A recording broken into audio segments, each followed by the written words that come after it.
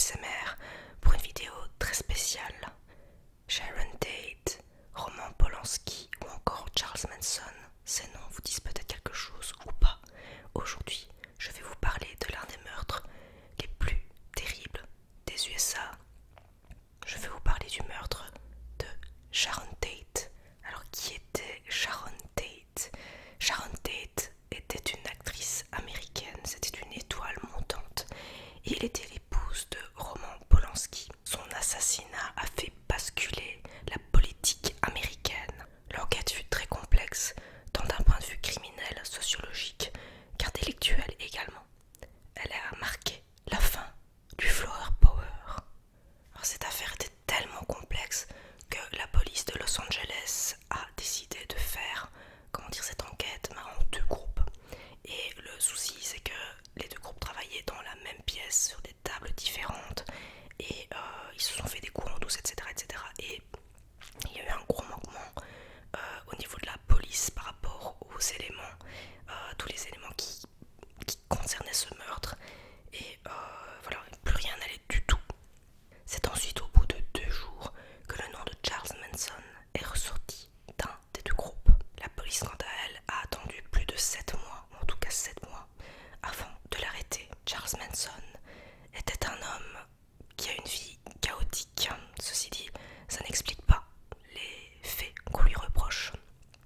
Et ça n'explique pas ses actes. Surtout, c'était un enfant maltraité, orphelin de père. Il a connu la prison dès son plus jeune âge. Et d'ailleurs, à l'âge de 32 ans, ça faisait déjà 20 ans qu'il avait connu la prison.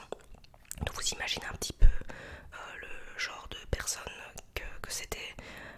Il a commis du petit au grand banditisme. Il était également proxénète et un jour, il a créé sa secte qu'il a appelée La Famille. Manson a toujours eu ce besoin de dominance sur les autres.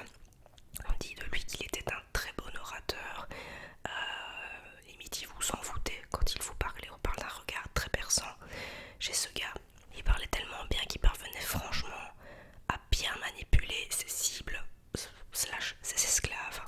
Ses adeptes étaient vraiment fascinés par lui. D'ailleurs, quand je reprends le témoignage de Victoria Vaughn, elle parle de lui comme une personne calme, magnétique, charismatique. Et j'en passe. Un jour, le procureur Bugliosi va définir à force d'entretien avec Manson non seulement sa personnalité, je lis mes notes, mais aussi son influence de manière générale. La motivation de Charles Manson passait par aussi les Beatles. Voilà, donc il adorait écouter les Beatles dans un album en particulier, on appelle ça l'album blanc, je crois, Helter Skelter. Et c'est très fou en fait parce que c'est vraiment un mix de tout, on parle même de racisme et de plein d'autres choses en fait, mais réellement ça a aucun sens. Mais pour lui, oui. Un jour, Manson a voulu se lancer dans la musique. Il avait signé un contrat avec Melcher qui un jour en tout cas écoutait sa musique et il a trouvé sa musique vraiment mauvaise. Donc du coup ça a frustré Charles Manson qui a décidé de se venger, et comme il a su que Melcher vivait au 150 Cielo Drive, il a décidé de s'y rendre avec la famille. D'ailleurs, petite parenthèse, on dit que Charles Manson aurait eu tout un registre de personnalités très connues de Hollywood, dont Frank Sinatra et tout ça. Voilà, il envisageait apparemment de les assassiner. Durant la nuit du 8 au 9 août 1969, 3 des membres de la famille se sont rendus à Cielo Drive. Il y avait Charles Watson, dit Tex, Patricia Kierwinkle et Susan Atkins. Ceux-ci ont ensuite pris le temps de sectionner les lignes téléphoniques avant de pénétrer dans la résidence. Pendant ce temps, Sharon Tate était présente sur les lieux. Elle était enceinte de 8 mois et demi de son premier enfant. Son mari, Roman Polanski, lui était en déplacement à Londres pour raison de tournage et elle était accompagnée de 4 amis. Ils ont tous été massacrés, dont le premier, Steve Barron,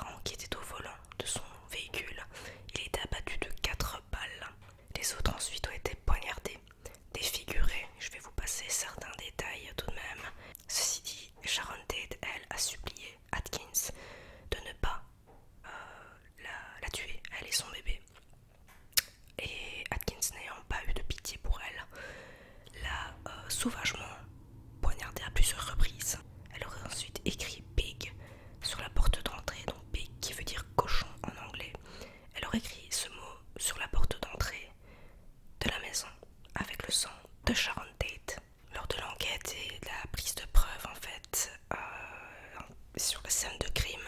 Beaucoup de policiers ne pouvaient pas supporter de rester sur place parce que c'était vraiment une boucherie, tellement c'était un meurtre, c'était vraiment, oui, une scène de crime terrible en fait, hein, donc plusieurs meurtres. Il y en a beaucoup qui ont dû sortir pour vomir notamment, donc vous imaginez un petit peu dans quel état étaient ces pauvres gens, n'est-ce pas? Donc je vous ai résumé qui était Sharon Tate, ensuite Charles Manson et bien le meurtre que cette pauvre fille a subi. Comme tous les autres bien sûr, je sais pas ce que vous en pensez, moi c'est vraiment une histoire qui m'a fortement marquée en fait et je me suis dit que je voulais vous en faire une vidéo comme d'habitude. Et je me suis dit que ce serait pas mal comme sujet, je vais dire, de horror story. Voilà, je sais pas ce que vous en avez pensé. J'ai vraiment mis du cœur à faire cette vidéo. En tout cas, j'essaie de rassembler un maximum d'informations. N'hésitez pas, si vous avez des informations complémentaires, à me les mettre dans les commentaires. Voilà, je regarde encore mes notes de temps en temps, mais je pense que je vous ai tout dit.